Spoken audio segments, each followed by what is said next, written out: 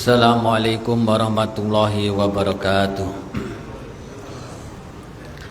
Innal hamdalillah nahmaduhu wa nasta'inuhu wa nastaghfiruh wa na'udzu billahi min shururi anfusina wa min sayyiati a'malina. May yahdihillahu fala mudhillalah wa may yudlil fala hadiyalah. Asyhadu an la ilaha illallah wahdahu la syarikalah wa asyhadu anna Muhammadan abduhu wa rasuluh. Ya ayyuhalladzina amanu taqullaha haqqa tuqatih wa la tamutunna illa wa antum muslimun. Fa inna astaqal hadits kitabullah wa khairal hadi hadi Muhammadin sallallahu alaihi wasallam wa syarrul umuri muhdatsatuha fa inna kulla muhdatsatin bid'ah wa kulla bid'atin dhalalah wa kulla dhalalatin finnar. Amma ba'du. Ikhwati wa akhwati fillah, jamaah kajian rahimani wa rahimakumullah. Alhamdulillah pada kesempatan malam hari ini Allah Subhanahu wa taala mudahkan langkah kita menuju masjid ini, menuju tempat ini, tentunya dalam rangka untuk mengkaji dan mempelajari ilmu syar'i. Yang kita berharap dengan mengkaji ini akan menambah kualitas keimanan dan ketakwaan kita kepada Allah Azza wa Jalla. Kedua kalinya tak lupa semoga salawat serta salam senantiasa terlimpahkan dan juga tercurahkan kepada uswah kita, panutan kita, Nabi besar Nabi Agung Muhammad sallallahu alaihi wasallam. Ikhwati wa akhwati fillah rahimani wa rahimakumullah. Kembali di kesempatan malam hari ini insyaallah taala akan kita lanjutkan pembahasan kitab Riyadhus Shalihin karya Al-Imam An-Nawawi rahimahullahu ta'ala. Pada kesempatan yang lalu telah kita bawakan muqaddimah bab tentang al-amru bil muhafadzati ala sunnah wa adabiha. Bab perintah untuk menjaga sunnah dan adab-adabnya. Demikian pula telah kita bawakan ayat-ayat yang disampaikan, yang dinukilkan oleh Al-Imam An-Nawawi yang berkaitan dengan bab ini. Kemudian kita masuk pada hadis-hadis yang berkaitan dengan bab ini, yaitu hadis-hadis yang memerintahkan kepada kita, terutama kaum muslimin, untuk berpegang teguh untuk menjaga sunnah Rasulullah sallallahu alaihi wasallam dan juga adab-adabnya. Wa ammal ahadisu, adapun hadis-hadis yang berkaitan dengan bab ini tentunya, kata beliau, fal awal, yang pertama, hadis yang pertama atau nomor hadis yang ke-156 dari kitab Riyadhus Shalihin. An Abi Hurairah radhiyallahu anhu, dari sahabat Abu Hurairah radhiyallahu anhu, anin Nabi sallallahu alaihi wasallam qala, dari Nabi kita Muhammad sallallahu alaihi wasallam bahwasanya beliau berkata, da'uni ma taraktukum, tinggalkanlah untukku apa yang aku tinggalkan untuk kalian. Artinya apa? Artinya yang ditinggalkan oleh Nabi sallallahu alaihi wasallam sudah itu yang dipakai, yang dikerjakan, yang dibawa, ya, yang dipraktekkan. Fa inna ma ahlaka man kana qablakum kasratu su'alihim, karena sesungguhnya yang paling banyak membinasakan umat-umat sebelum kalian itu adalah orang yang banyak bertanya. Mereka itu banyak bertanya. Itu yang membinasakan umat-umat sebelum kalian. Di awal tadi Nabi kita Muhammad SAW menyampaikan bahwasanya apa yang ditinggalkan oleh Nabi itu yang dibawa. Dalam artian sudah tidak usah banyak protes, tidak usah banyak bertanya. Kalau misalnya ada perintah-perintah Nabi sallallahu alaihi wasallam begini dan begitu, sudah kerjakan. Kalau ada larangan-larangan dari Nabi sallallahu alaihi wasallam begini dan begitu, sudah selesai, tinggalkan. Dan fa idza amartukum bi syai'in fa'tu minhu mastata'tum, apabila aku perintahkan kepada kalian, kerjakan sesuai dengan kemampuan kalian. Wa ma nahitukum anhu fajtanibuh, dan apa yang aku larang maka jauhi. Yang diperintahkan kerjakan semampunya, yang dilarang tinggalkan sebisa mungkin untuk ditinggalkan. Fa inna ma ahlaka man kana qablakum kasratu su'alihim, karena yang membinasakan di antara perkara-perkara yang membinasakan umat-umat sebelum kalian adalah umat yang paling banyak bertanya. Kenapa?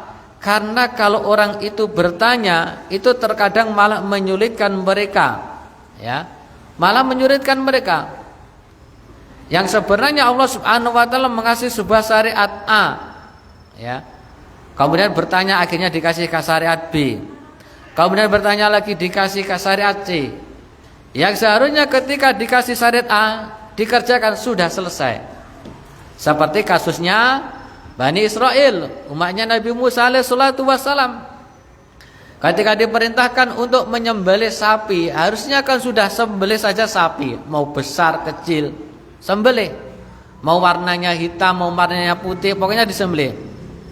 Qalu dolana rabbaka yubayyin lana mahi. Ya. Mereka bertanya tentang sapi yang harus disembelih itu yang bagaimana? Dijawab la faridu wala bikrun awanum baina dzalik. Dijawab ya tidak muda, tidak tua.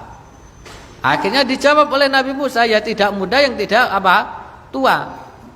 Akhirnya ketika Bani Israel Allah mengatakan kepada kalian sembelihlah sapi, sudah cari sapi. Gak usah tanya sapi yang bagaimana. Sekarang dikasih jawaban yang tidak muda, yang tidak tua. Coba, apa tidak menyulitkan? Ya. Kalau cari sapi muda gampang, cari sapi tua gampang. Tapi antara muda dan antara apa? Tua, apa lebih sulit lagi? Apa enggak lebih sulit lagi? Qalu dolana rabbaka yubayyin lana ma launuha. Tanya lagi. Sing warnane kaya apa? Nah, dadak teko. Ya. Qala innahu yaqulu inna baqaratun safra'u faqulaunuha tasurun nadirin. Ya.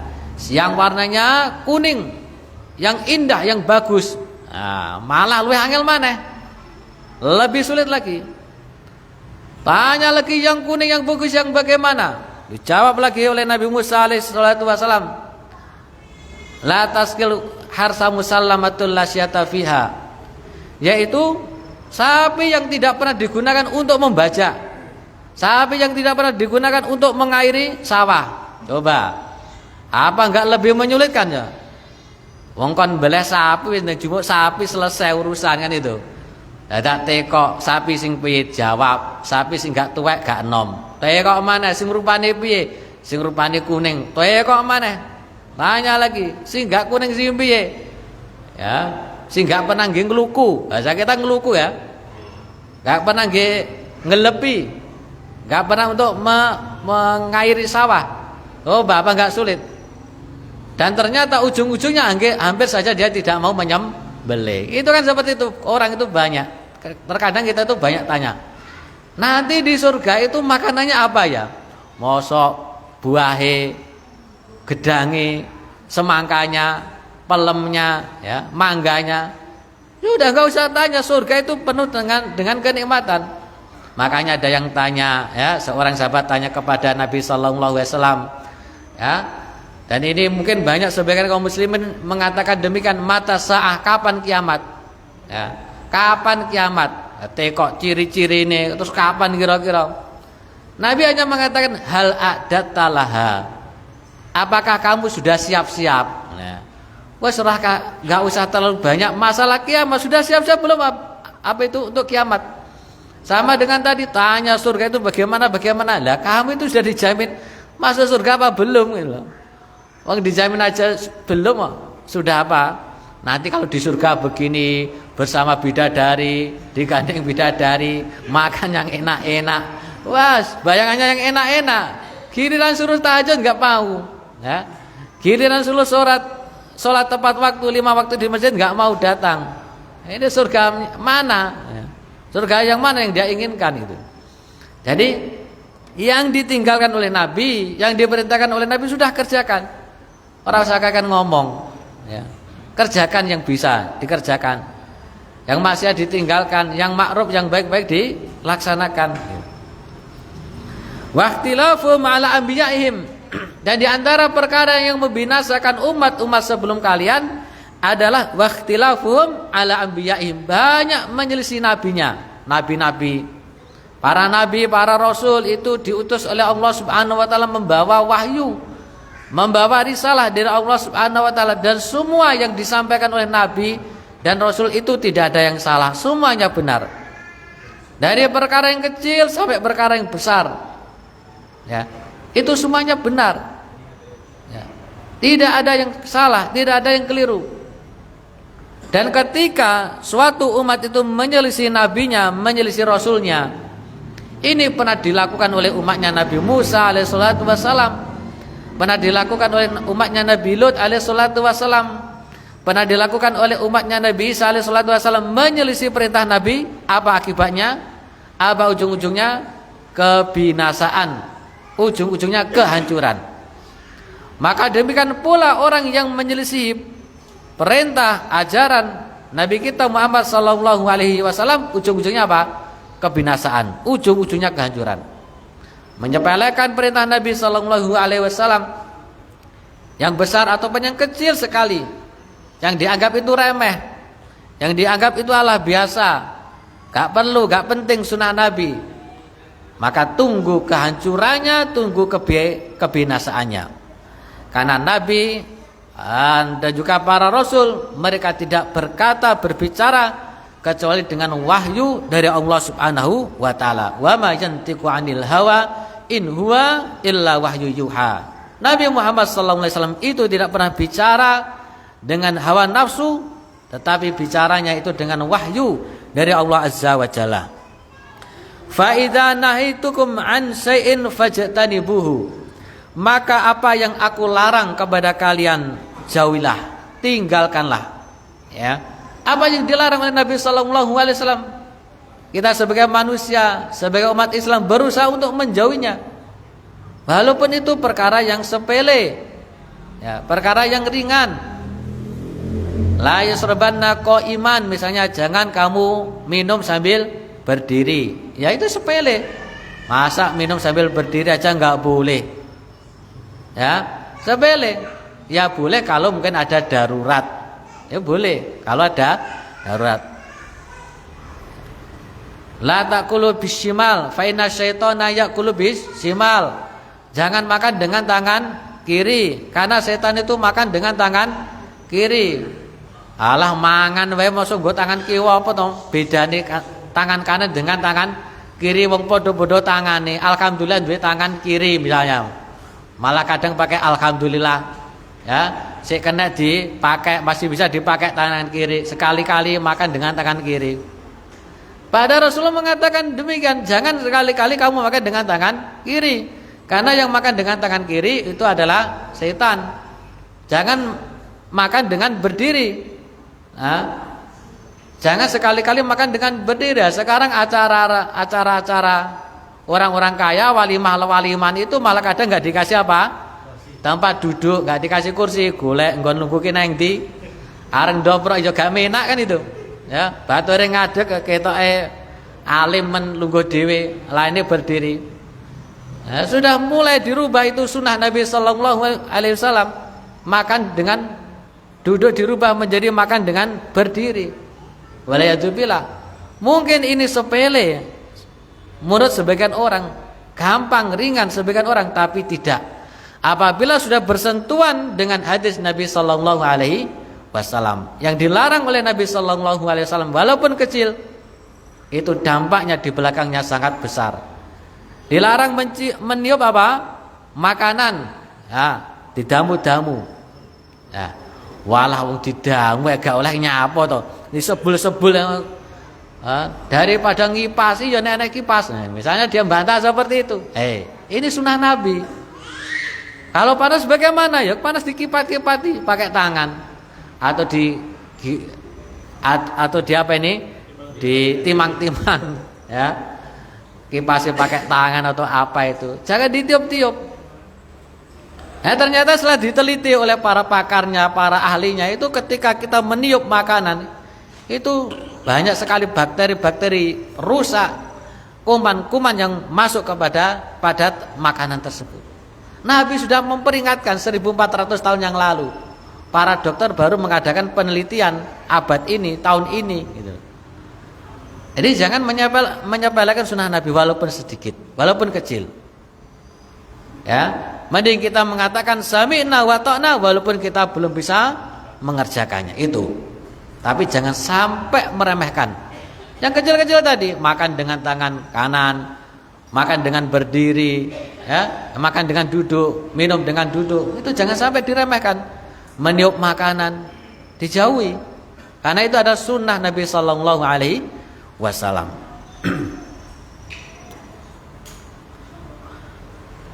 Faida amartukum bisyai'in, apabila aku perintahkan kepada kalian dengan sesuatu, ya, sesuatu yang kecil, fa'tu minhu, walaupun kecil, fa'tu minhu mastata'tum, tunaikan semampu kalian.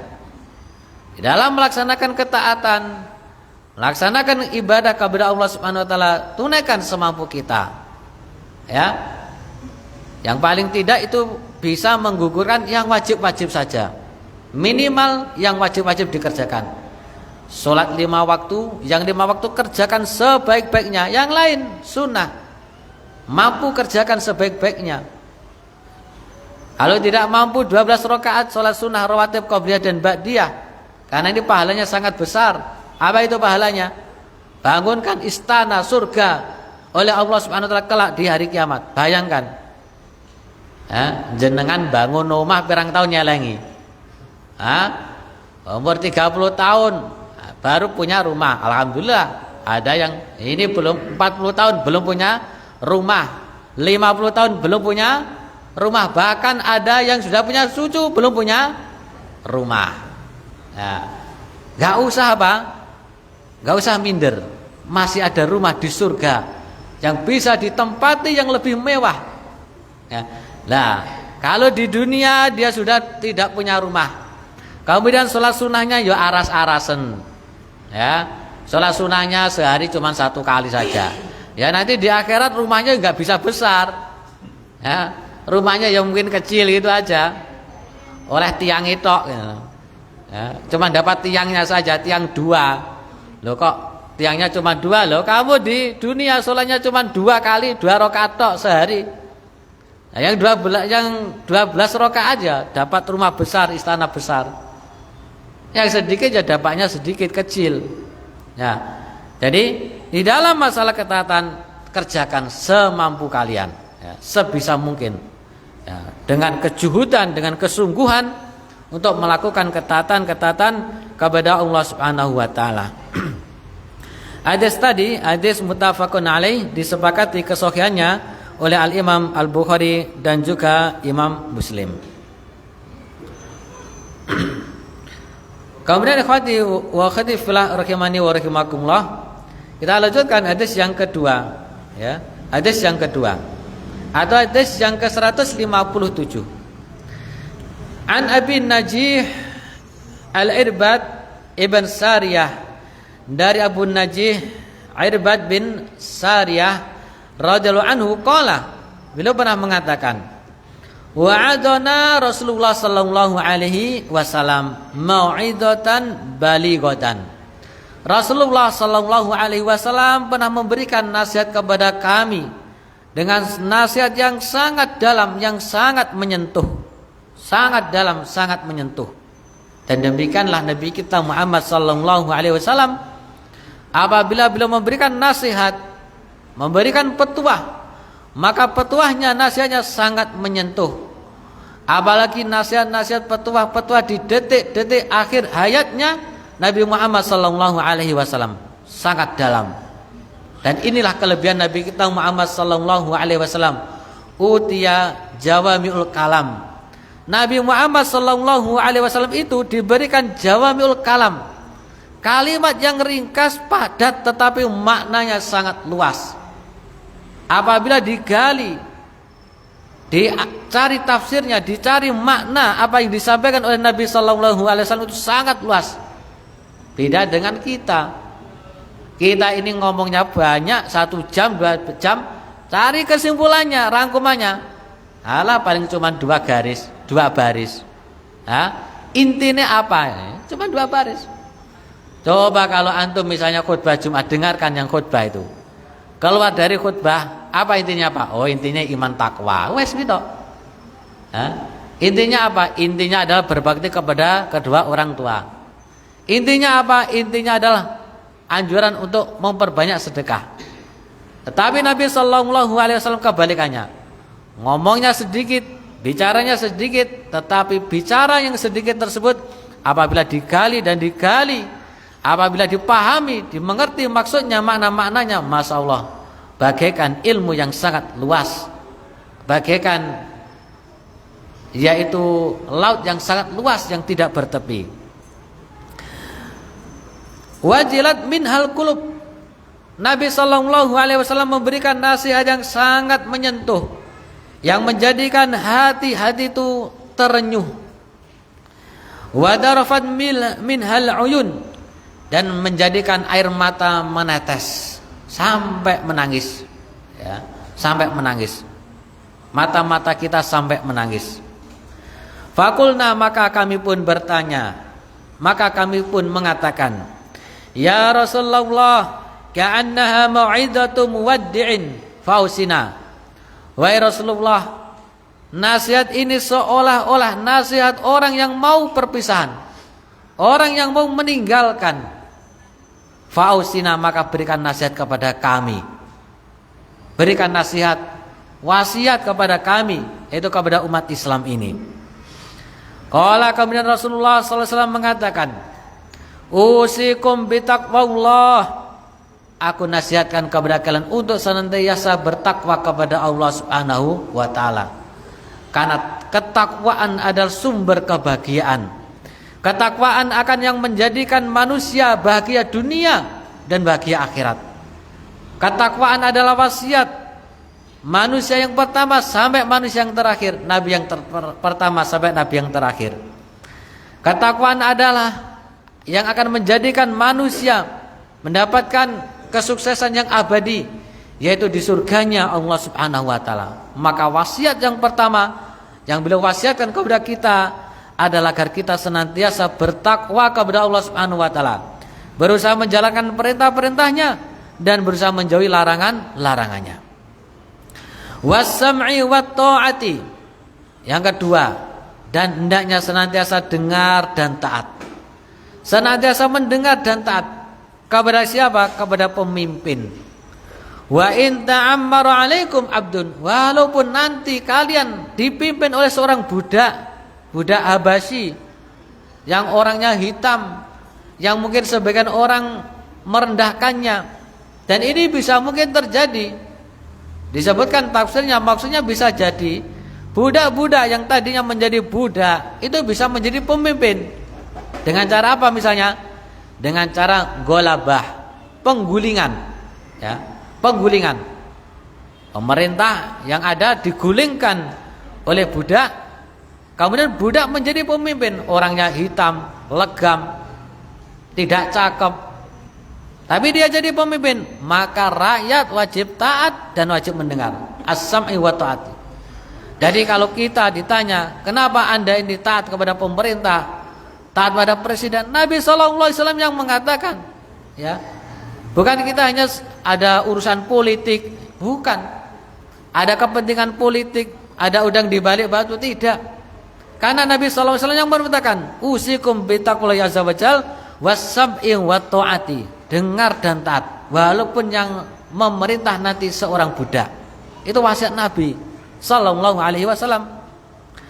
Wa innahu man ya'is minkum, dan sesungguhnya barang siapa yang akan hidup di antara kalian, ya, di antara para sahabat yang hidup, fasayara ikhtilafan katsiran, maka sungguh akan melihat perselisihan yang sangat banyak. Dan perselisihan dimulai dari wafatnya siapa? Utsman radhiyallahu taala anhu. Zaman Abu Bakar enggak muncul perselisihan. Di zaman Umar belum muncul perselisihan. Ketika muncul pemikiran Khawarij, benih dari Dzul Khuwaisirah, seorang Khawarij yang pernah mengkritik Nabi sallallahu alaihi wasallam dalam pembagian ghanimah, maka muncul teman-temannya tidak terima terhadap kepemimpinan Utsman radhiyallahu taala anhu. Ingat, salah satu ciri orang Khawarij itu apa? Memberontak kepada pemerintah yang sah, mengkritik pemerintah yang sah. Itu salah satu ciri yang paling nampak yang bisa dilihat. Sampai kemana orang-orang Khawarij di zamannya Utsman radhiyallahu taala anhu. Dan diperparah lagi sampai Utsman radhiyallahu anhu meninggal wafat. Ya. Di tangan orang-orang Khawarij, dibunuh di rumahnya bersama dengan keluarganya. Khulafaur Rasyidin wafat, meninggal dunia, dibunuh oleh orang-orang Khawarij. Muncul generasi diganti generasi berikutnya, Ali radhiyallahu anhu juga wafat, meninggal dunia, dibunuh oleh orang-orang Khawarij. Ini orang-orang kejam.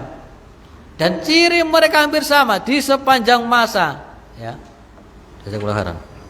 Ciri mereka hampir sama. Apa itu? Menentang pemerintahan yang sah. Yang dengan pemerintahan itu rakyat sudah damai. Ya walaupun ada kekurangan biasalah. Namanya orang memerintah itu kan ya sulit. Jenengan dadene Pak RT paling gak gelem, ya. Mau gak jenengan jadi RT? Oh, gimana jenengan mau? Ini pengene acara tahlilan. Iki pengene gak gelem. Nah, iki Agustusan acaranya dangdutan, sing iki gak cocok. Loh, sampean piye jadi RT? Ngayomi segitu banyaknya orang sa RT. RT itu berapa kakak? 30, 50 kan? Mau jenengan jadi RT? Paling rata-rata enggak mau. Nah, kecuali di perkampungan apa? Muslim. Itu gak usah ditekon nih perkampungan Muslim. Tapi coba jadi ini RT di masyarakat umum, itu gak gelem, gak mau. Apalagi ngurusi sak desa. Nah, orang keinginannya macam-macam, beda-beda. Ya. Sijine bangun masjid karepe ning pinggir dalan, sijine karepe ning tengah lapangan. Ya, sijine karepe ning pinggir sawah. Dan semuanya punya alasan masing-masing. Apa sampean enggak mumet? Hah? Apalagi ngurusi negara. Dari Sabang sampai Merauke. Oh, wedine ra karu-karuan negara Indonesia. Ya. Ngurusi Jawa enggak karu-karuan, sulitnya enggak karuan. Ngurusi Indonesia. Ngono ngenek-ngelek pemerintah. Menjelek-jelekkan presiden. Coba jadi presiden ini sapa ora gitu.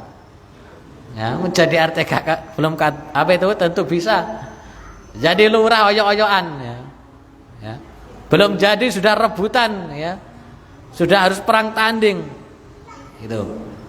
Jadi Rasulullah mewasiatkan, yang diwasiatkan Rasulullah tidak akan pernah meleset. Ketika dipimpin oleh siapapun, as-sam'u wa ta'ah, taat, ya, taat dan dengar dan taat. Wa inna man yasminkum fajara ikhtilafan katsiran. Tadi kita lanjutkan. Setelah meninggalnya Utsman radhiyallahu anhu, muncul berbagai macam perselisihan. Ya. Setelah itu meninggalnya Utsman radhiyallahu anhu dipimpin oleh Ali bin Abi Thalib, muncul perselisihan Ali dengan Muawiyah. Muncul akhirnya apa? Ali mengalah, muncul dinasti Umayyah. Dinasti Umayyah berselisih lagi. Digolehkan oleh dinasti Abbasiyah. Dinasti Abbasiyah berselisih lagi. Semakin hari tambah hari semakin berselisih umat Islam semakin berselisih. Dan di zaman kita ini lebih banyak perselisihannya. Ya. Lebih banyak perselisihannya. Wong podo-podo sak manhaj saja berselisih, kan itu. Ha, podo-podo sak manhaj, podo-podo sak lembaga berselisih.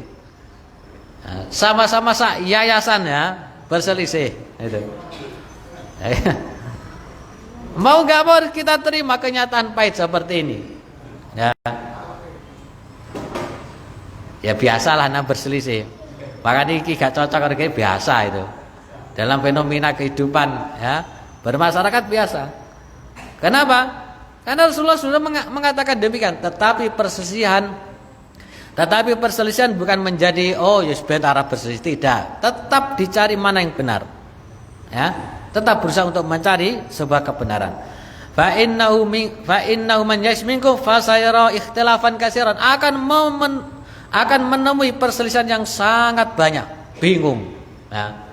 Sudah masuk Islam alhamdulillah. Ketika masuk Islam loh, ana NU, ana Muhammadiyah, ana sing iki. Wah, iki sing bener sing ndi? Sudah masuk salah satu organisasi, bingung maneh. Iki partai ini sing di partai A apa partai B? Sudah masuk partainya, bingung lagi, berselisih lagi. Ini sebagaimana yang pernah beliau sampaikan, akan menemui banyak perselisihan. Nah, apakah Rasulullah Sallallahu Alaihi Wasallam cuma mengatakan demikian kemudian tidak memberikan solusinya? Tentunya tidak. Fa'alaikum bisunnati, atas kalian untuk berpegang teguh kepada sunnahku, kepada sunnahku, yaitu sunnah Rasulullah Sallallahu Alaihi Wasallam, ajaran Nabi Sallallahu Alaihi Wasallam. Apa yang disampaikan oleh Nabi, apa yang dipraktekkan oleh Nabi, baik ucapannya, baik perbuatannya, baik takrirnya dari Nabi Sallallahu Alaihi Wasallam, maka kita berusaha untuk mencari, berusaha untuk mengikuti. Maka kalau kita belajar kepada syekh, kepada guru, kepada kiai, kita cari apa yang disampaikan, sunnahnya yang mana, dalilnya mana. Karena kita ini bicara agama, harus ada dalilnya, harus ada sunnahnya, harus ada yang dicontoh. Siapa yang kita contoh?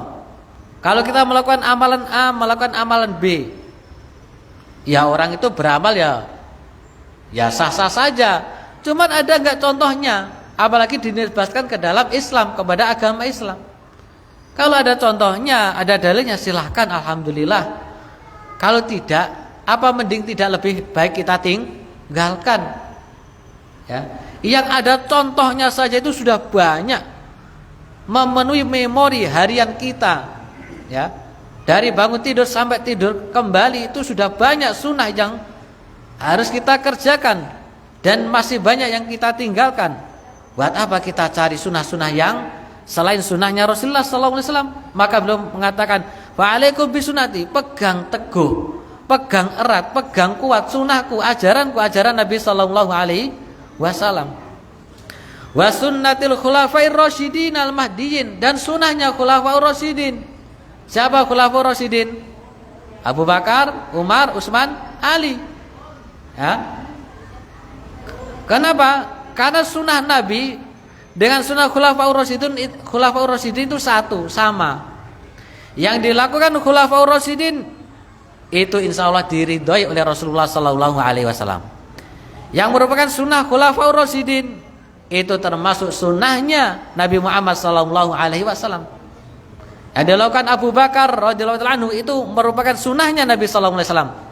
Tapi kalau yang melakukan Pak Abu Bakar, belum tentu itu sunnahnya Rasulullah Sallallahu Alaihi Wasallam. Yang dilakukan Utsman bin Affan radhiyallahu anhu itu merupakan sunnahnya Rasulullah Sallallahu Alaihi Wasallam. Tetapi kalau yang dilakukan oleh Mas Utsman, belum tentu sunnahnya. Yang dilakukan Mas Utsman atau Pak Utsman atau Kang Utsman, belum tentu sunnahnya Rasulullah Sallallahu Alaihi Wasallam. Itu. Maka khulafaur rasyidin, addu alaiha, pegang erat, alaiha itu kembali ke ha itu sunnah. Artinya apa? Sunnahnya Rasulullah dengan sunnahnya para sahabat khulafaur rasyidin itu satu. Kalau kita belajar bahasa Arab, dhamir ha itu kan untuk satu apa?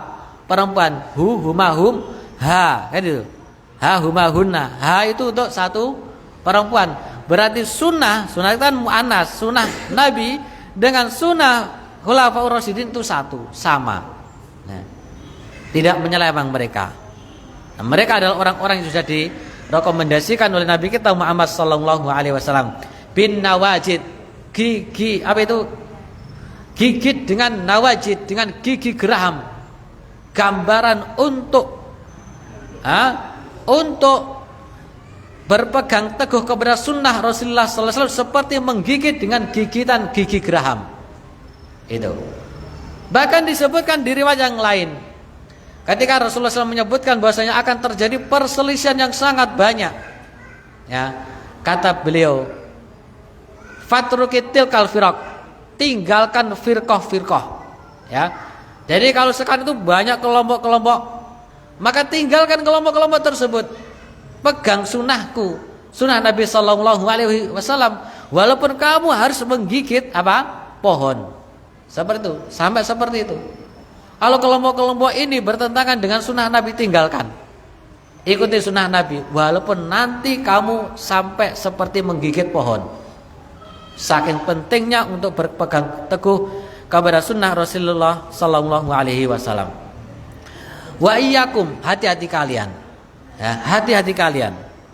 Hati-hati dari apa? Wa muhdatsatil umur, dari perkara-perkara yang baru di dalam agama, perkara-perkara yang baru di dalam agama. Hati-hati.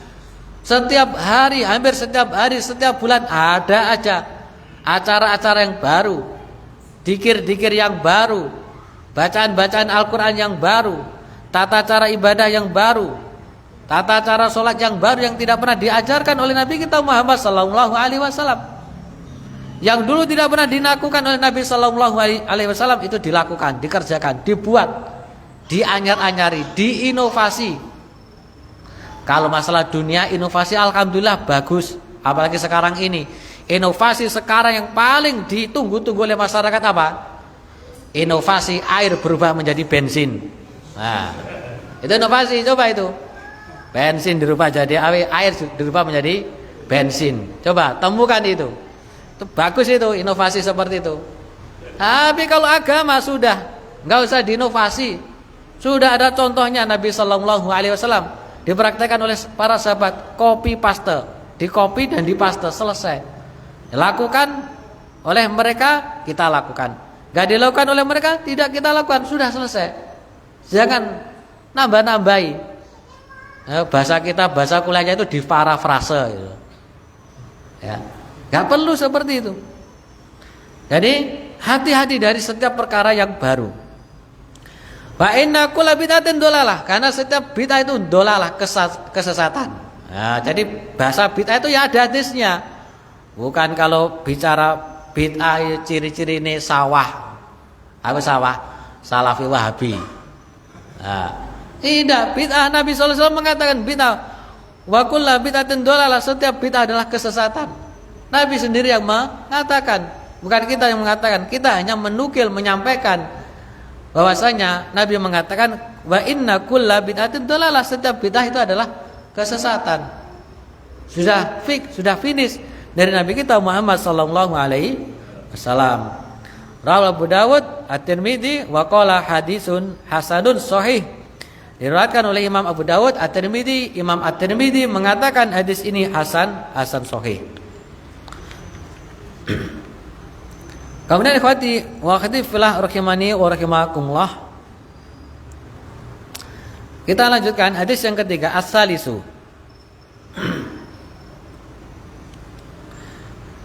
An Abi Hurairah radhiyallahu taala anhu qala, dari sahabat Abu Hurairah radhiyallahu anhu, beliau pernah mengatakan, kullu ummati yadkhulunal jannah. Setiap umatku itu pasti akan masuk surga illa man aba, kecuali yang enggan. Ya, kecuali yang enggan.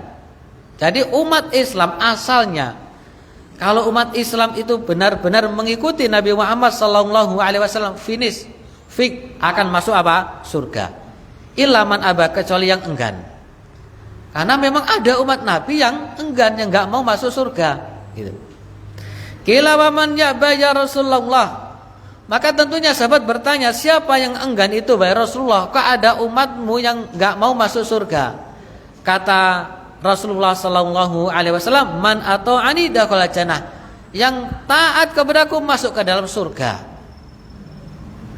Taat kepada sunnah Nabi sallallahu alaihi wasallam, yang kecil sampai yang besar itu ditaati, diikuti, pasti akan masuk surganya Allah Subhanahu wa taala. Ya, pasti kita yakin terhadap sabda Nabi sallallahu alaihi wasallam. Wa man asani faqad aba, barang siapa yang bermaksiat kepadaku, tidak taat kepadaku, membangkang terhadap sunnahku, membangkang terhadap sunnah Nabi kita Muhammad sallallahu alaihi wasallam, faqad aba, maka itu yang enggan. Itu yang enggan. Nabi sallallahu alaihi wasallam sudah mengatakan dalam berbagai macam masalah, dalam masalah agama, disabdakan oleh beliau melalui hadis-hadis yang sahih, tapi dia enggan. Banyak sekali kaum muslimin yang melalaikan seperti itu. Contoh tadi, makan dengan tangan kanan, banyak yang makan dengan tangan kiri. Makan dengan duduk, banyak yang makan dengan berdiri. Dalam masalah sholat, ya, perintah Nabi Shallallahu Alaihi Wasallam ketika sholat berjamaah, sawu sufufakum, luruskan, rapatkan, lurus dan rapat. Banyak di antara kaum muslimin yang tidak merapatkan. Bahkan di antara mereka mengatakan juga popo gak rapat, renggang. Ya, engko enak setan nih, alhamdulillah setan nih melu sholat berjamaah. Nah, ini kan sudah main logika. Kan alasan seperti itu.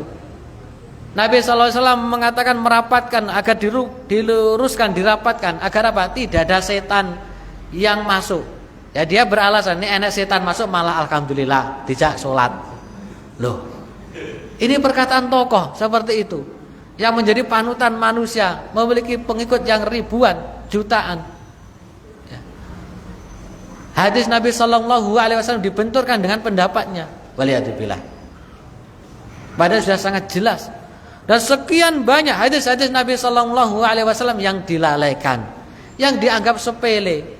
Itu kan masalah khilafiyah. Itu kan masalah gampang itu. Waliyadzubillah. Maka dikhawatirkan masuk sabda Nabi SAW ini fakot abah. Masalah jenggot ya enggak usah jauh-jauh masalah jenggot. Nabi SAW sudah mengatakan sudah jelas, aful likhapan, jangan jenggot kalian.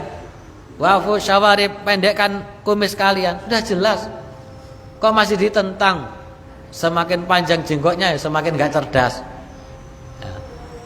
Orang panjang jenggotnya itu ya gak rapi.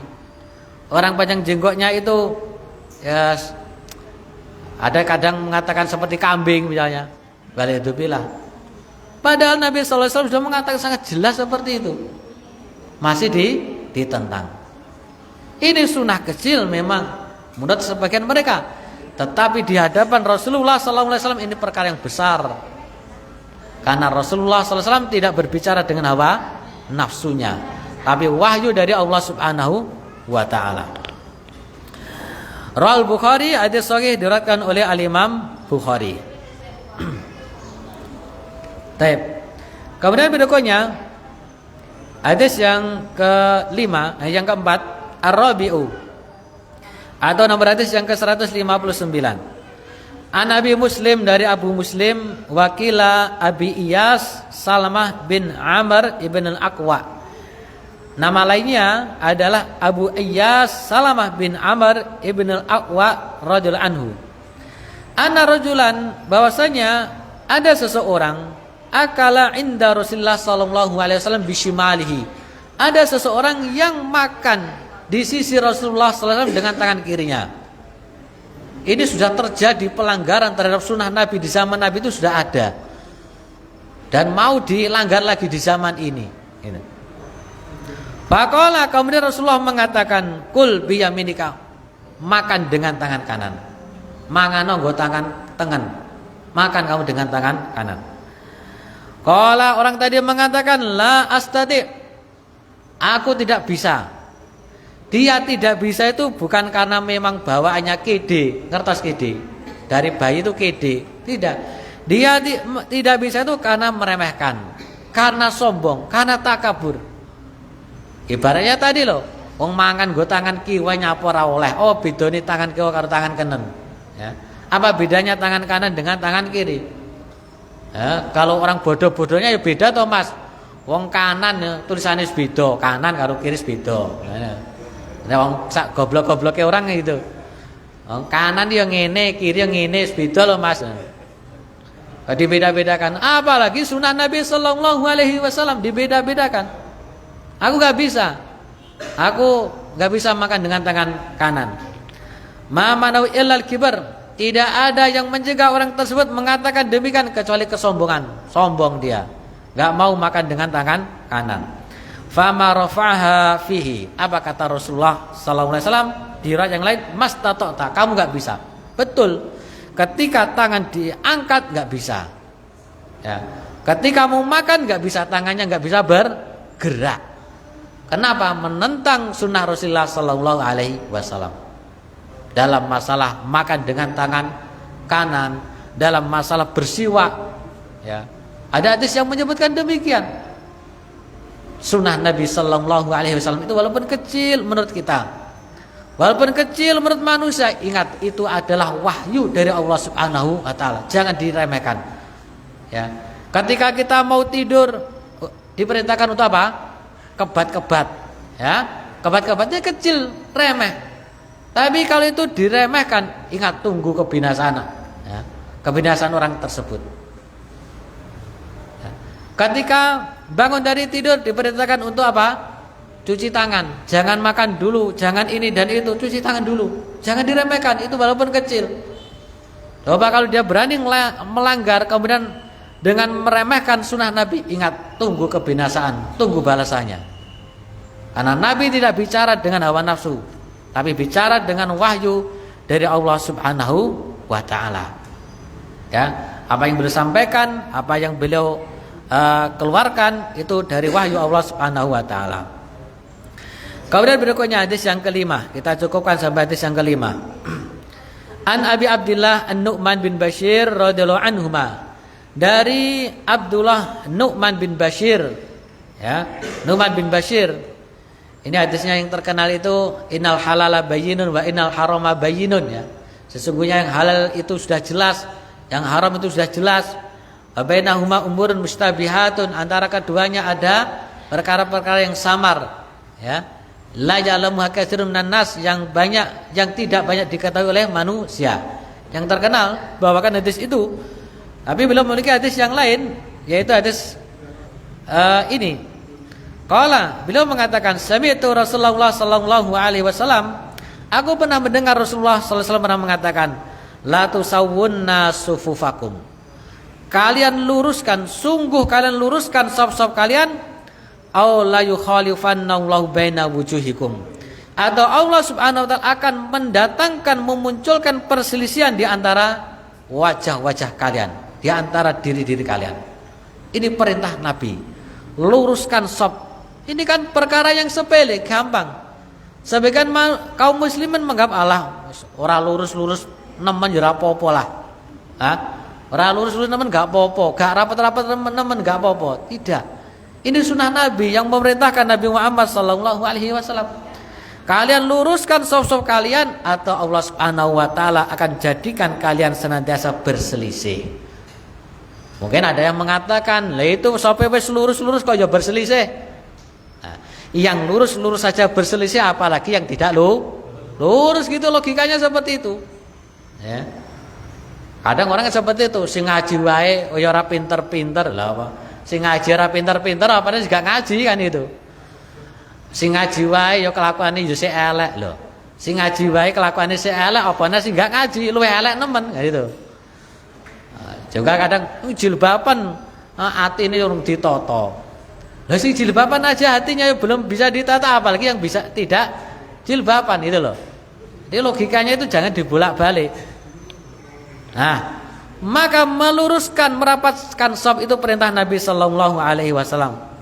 Oleh sebab itu, sebisa mungkin kita juga meluruskan shaf-shaf kita, merapatkan shaf-shaf kita, tumit dengan tumit, pundak dengan pundak. Ini di sebagian riwayat yang lain. Ya, karena dikhawatirkan kita akan berselisih ketika kita berselisih pada barisan kita, pada shaf-shaf kita. Baik, ikhwati wa akhwati fillah rahimani wa rahimakumullah. Barangkali demikian apa yang dapat kita bahas di kesempatan malam hari ini. Semoga ada faedah dan manfaat yang bisa diambil, yang bisa dipetik. Ada kurang lebihnya mohon maaf. Barangkali ada pertanyaan.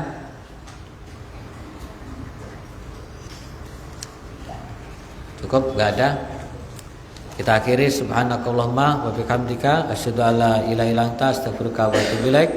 Assalamualaikum warahmatullahi wabarakatuh.